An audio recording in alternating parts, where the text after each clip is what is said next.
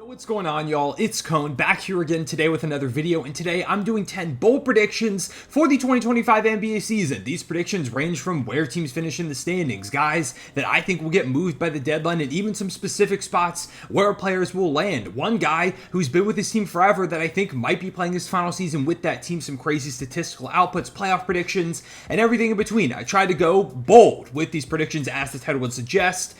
Some of these predictions may change by the time we reach my actual predictions at the beginning of the season, but for the moment, these are things I think could possibly happen. Will all of them happen? Definitely not, but it's fun to think about anyways. And if y'all really enjoy this video, tell me down below in the comments if you want me to go ahead and make one of these where I make a bold prediction for every single team going into the season, because I'd love to do a video like that as well. But for the moment, leave a like and subscribe if you enjoy. Hit the notification bell so you don't miss out on future videos. Let's make some predictions. My first prediction is that the Warriors and Clippers do not end up as playoff teams. For the Warriors, I've talked about this a lot recently. I really don't trust the team that they've built over there. Steph Curry is ridiculous. He's still a top 10 player in the world, and he just had a monster Olympics, especially the final few games. Steph Curry is still a game-changing superstar, but he doesn't have a lot of help, and he is getting older. I worry about him staying healthy. I worry about the toll it's going to take on him throughout the season of trying to shoulder this massive load offensively for the Golden State Warriors. I mean, we saw it last year where Steph started off pretty well, and then by the end of the season, he really tailed off. His second half of the season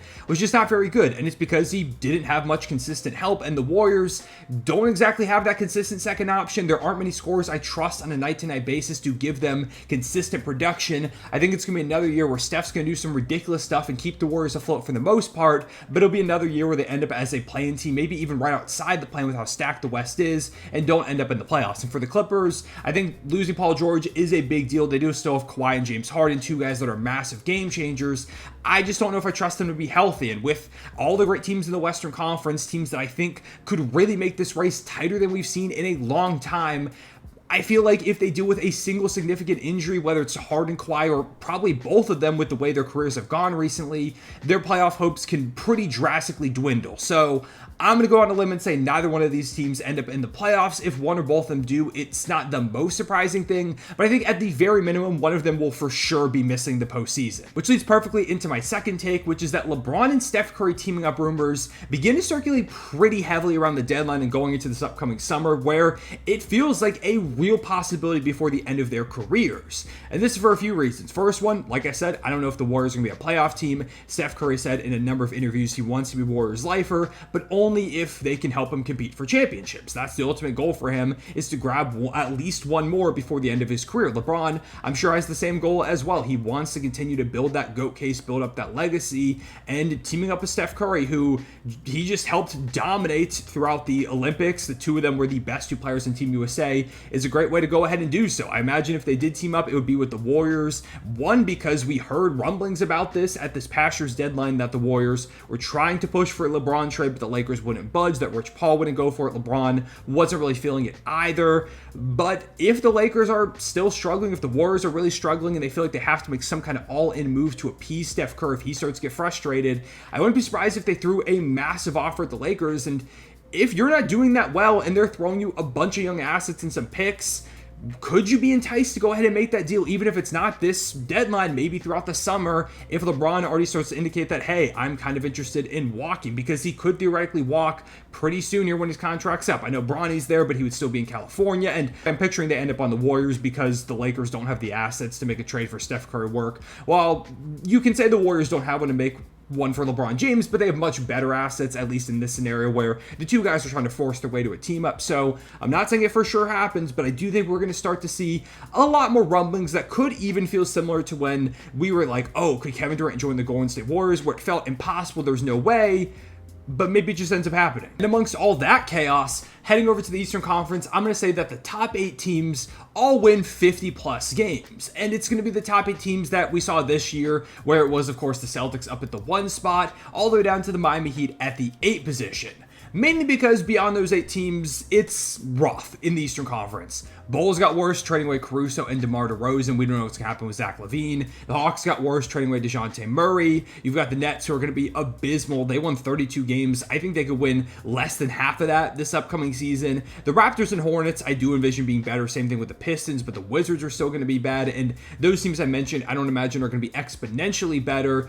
And those top 8 squads, I feel like a lot of them improved. There's a lot of young squads in there, powerhouses, teams that made big time acquisitions. I think those top 8 squads are going to beat up on the lower teams in the Eastern Conference and all have 50 wins heading into the playoffs, which would be crazy, but I think it's incredibly realistic when you just take a look at the gap between those squads and everybody beneath them. Speaking of the top teams in the Eastern Conference, the Philadelphia 76ers, for my 4th prediction, are going to make an Eastern Conference Finals. And maybe this isn't a bold prediction because they added Paul George to a team that already had Embiid and Maxey, but they haven't won one in the Embiid era. I am counting this. The Sixers are finally going to go ahead and get it done. Now, of course, they've got to stay healthy, which is a little bit of a concern, but I'm going to say that this is the year. I really like the Paul George acquisition. It's a perfect connecting wing next to Maxey and Embiid, and when those two guys played together in the regular season, they were pretty much unstoppable. When you got to the playoffs, it was a bit tougher against that Knicks squad, but there's going to be another year now with some more depth, with more cohesion, and while Paul George isn't a championship level 2 option or 1 option anymore, I think as that third guy, he's going to be electric. Maxey's only going to get better and better. I think Embiid will be on a mission, and Nick Nurse is a good coach. I trust this Sixers team to do better than they did the past few seasons. This is going to be the year they finally break through. I don't know if they make the finals, but this is going to be the season they finally get past the second round memes, although maybe then the conference finals won't start. Speaking of the Sixers, or more so a former Sixer, I'm going to say this is the last season that James Harden is a Clipper for my 5th prediction. He just re-upped on a 2-year, $70 million deal after PG left, but as I mentioned earlier, I don't think the Clippers are in a very good spot. I worry about their health.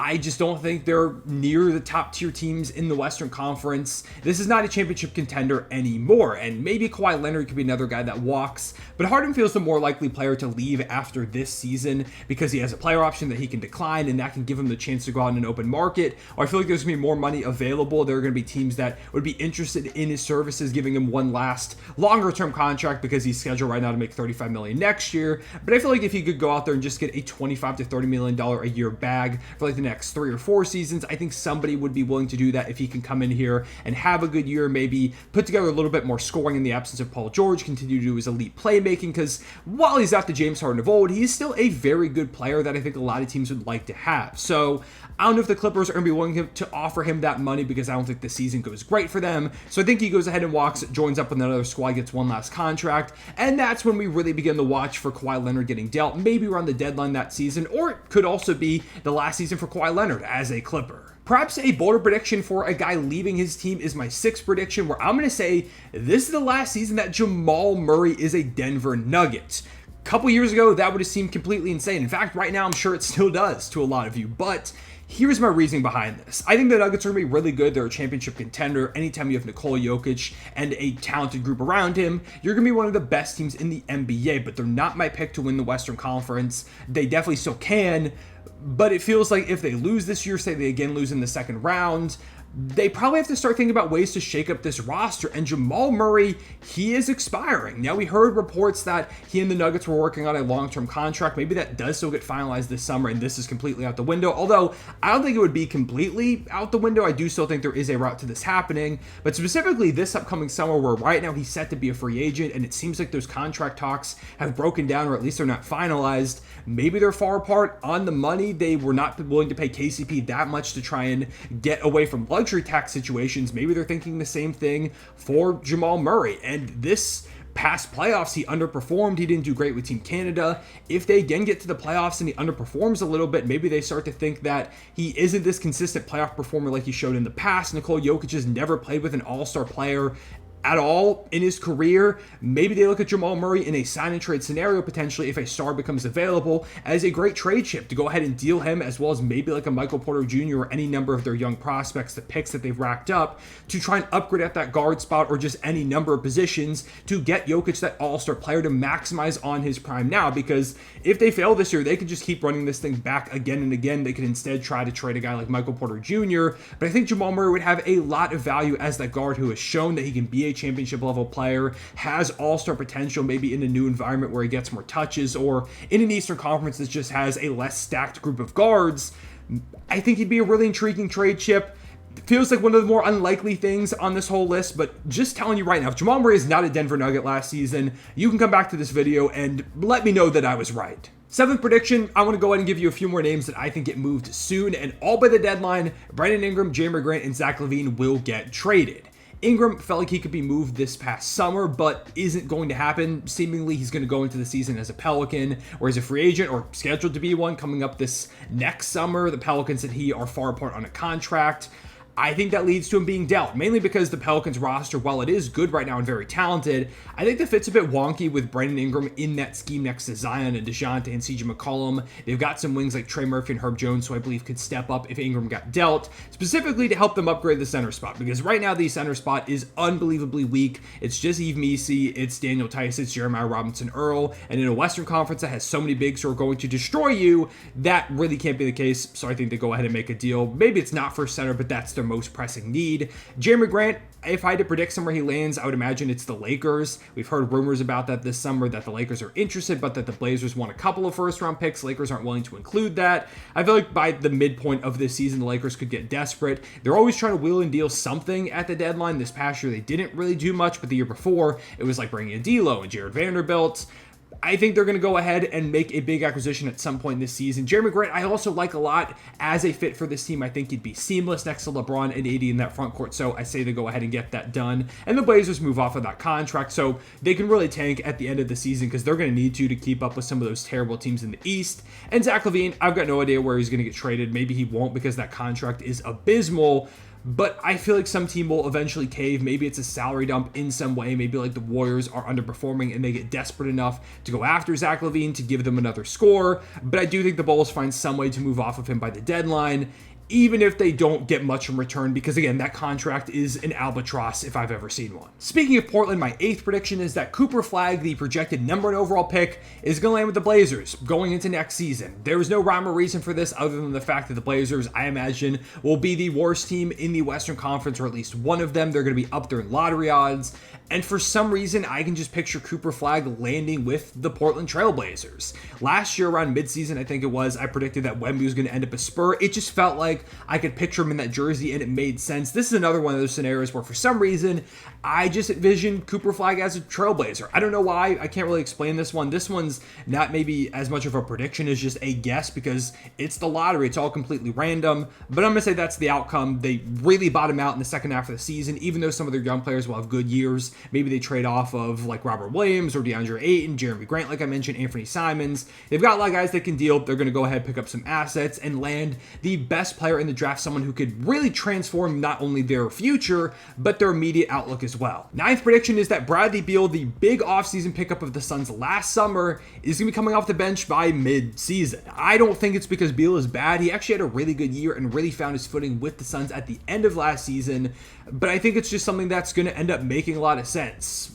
According to Tyus Jones himself, he's supposed to be the starting point guard for the Suns, and that makes sense to me. They need a ball handler. Booker did his best in that pseudo point guard role last season, but he's more of a scorer and an extra playmaker. Tyus Jones can set them up. He doesn't turn the ball over a lot, which is something they really need help with. I think that makes sense to have him in the starting lineup, but what I don't like the idea of is him in the starting lineup with Beal, Booker, Durant, and Nurkic. That team defensively is going to be a complete nightmare. Tyus Jones is a turnstile on the defensive end. Booker has become a pretty solid defender throughout his career. Same thing with Kevin Durant at this point, but he's getting older, becoming more injury prone, both of them as well as Beal. So how much do you want them exerting their effort, especially Booker and Durant, who you're trusting to score 25 plus points per game, to have the ball in their hands, a ton of crazy usage? Them being some of your more consistent defenders isn't the best recipe if you ask me. Beal is not stopping anyone. I don't trust Nurkic to anchor a good defense. Not a lot of great options off the bench either. I feel like this team is going to be a disaster defensively, but if they want to mitigate that a little bit, you move Beal to the bench. You put Royce O'Neal in the starting lineup, who's going to help you at least a little bit, and you have Beal as that super six man. Sure, he's going to be the most expensive six man ever, making $50 million, but I feel like if you stagger that offense, it's going to give you a bit more consistency when you go to the bench. You can just have him and Book switch in and out. Can be a bit of a playmaker. He can take over, run that bench unit. To me, that just kind of makes the most sense. You let Tyus Jones be that low turnover playmaker in the starting lineup. Beal can still play when it's closing time, when you need buckets, when you need him to step up and hit some of those big shots like he did last season. But I'm just going to go ahead and say Budenholzer, who likes to be a defensive coach, is going to realize there's a big flaw in this team, and by midseason at the latest, B will be a hyper-expensive six-man, which ultimately will help the Suns find more success. And for my final prediction, I'm going to say somebody this season scores at least 80 points. In fact, I'll even say that somebody goes out there and beats Kobe Bryant's second-place all-time scoring game record with at least 82 points in a single contest. That might seem absurd, or maybe it doesn't, because we've seen a big scoring outburst in the NBA over the past few years. Luka scored 73 last year, Embiid scored 70, Dame and Donovan Mitchell both scored 71 the year prior. And funny fact, I actually predicted that Donovan Mitchell was going to score 70 literally the day it happened. Not him specifically, but the day that he scored 70 points last year in 2023. That day I dropped a video that was like 10 bold predictions for the 2024 calendar year, or 2023 calendar year it was at that point. And one of them was that someone was going to score 70. Donovan Mitchell did it literally that night, which was crazy.